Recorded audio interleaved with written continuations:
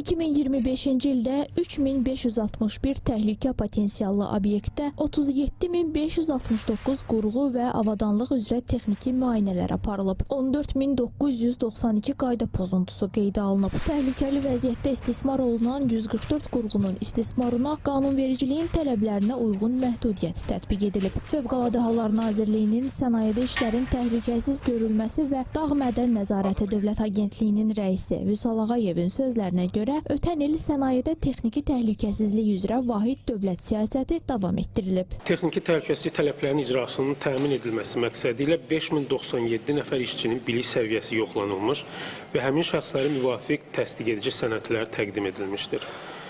Daxil olmuş müraciətlər əsasında hüquqi və fiziki şəxslərə təhlükə potensiallı obyektlərin vahid dövlət reyestrində qeydiyyata alınması barədə 1087 ədəd çıxarış verilmişdir.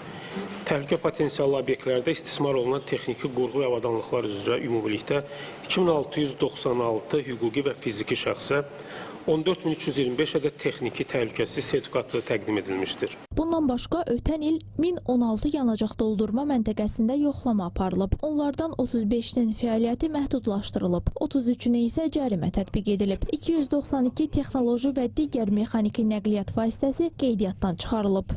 Təhlükəli yükləri daşıyan avtonəqliyyat vasitələri üzrə 2269 texniki müayinə, 1202 yuma və deqazasiya işi görülmüş, 1643 texnoloji və digər mexaniki nəqliyyat vasitəsində texniki baxışlar keçirilmişdir. 2025-ci ilin 12 ayı üzrə müxtəlif müəssisə və təşkilatlardan daxil olmuş müraciətlər əsasında 1696 ekspertiza rəyi hazırlanaraq sifarişçilərə təqdim edilmişdir.